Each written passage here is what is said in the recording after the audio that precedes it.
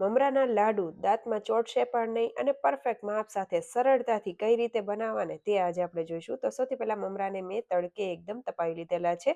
જો તમારે આ રીતે ન કરવું હોય તો ગેસ ઉપર તેને થોડી વાર માટે રોસ્ટ કરી લેવા, જેથી કરીને એકદમ ક્રિસ્પી થઈ જાય. હવે મેં 6 વાટકી જેટલા મમરા લીધેલા છે અને એ જ વાટકીના માપથી 2 વાટકી જેટલો ગોળ લેશું. તમે આ રીતે જોઈ શકો છો. મેં અહીંયા દેશી ગોળનો ઉપયોગ કરેલો છે. તમે કોલ્હાપુરી ગોળનો પણ ઉપયોગ કરી શકો છો. એક મોટી કઢાઈ લેશું.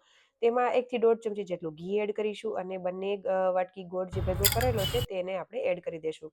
ગોળની પાયો આ રીતે એકદમ ક્રિસ્ટલ એવો થઈ જાય એ રીતે પાણીમાં ચેક કરી લેશું. થઈ જાય એટલે આપણે 2 ચપટી જેટલો સોડા એડ કરી મિક્સ કરી લેશું.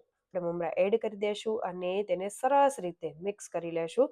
તમારે અહીંયા તલ એડ કરવા હોય તો પણ કરી શકો છો અને ઘીથી ગ્રીસ કરેલી ચોકીમાં મેં ઢાળી દીધેલું છે.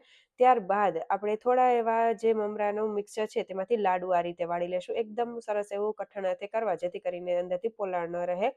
ઠંડુ થઈ ગયા પછી આ રીતે આપણે પીસીસ કરી લેશું. તો તૈયાર થઈ ગઈ છે આપણી બંને રીતે મમરાના લાડુની રેસીપી. એકમાં મેં કટ કરીને કરેલી છે અને એકમાં મેં લાડવા વાળેલા છે. તમને જે રીતે ઇઝી લાગે એ રીતે તમે બનાવી શકો છો. આ રીત એવી છે કે જે લોકો જોબ કરતા હોય, જે લોકો પાસે ઓછો ટાઈમ હોય ને એ ફટાફટ તૈયાર કરી શકે છે અને આમાં હાથમાં ગરમ લાગવાની કોઈ ઝંઝટ નથી. તો તમને જે રીત પસંદ આવે એ રીતે તમે કરી શકો છો. તો જરૂરથી રેસીપી ટ્રાય કરજો અને મને કમેન્ટ કરીને જણાવજો. Thank you for watching. અને હા, ફોલો કરવાનું ભૂલતા નહીં. તો ફરી મળીશું આવી જ નવી રેસીપી સાથે.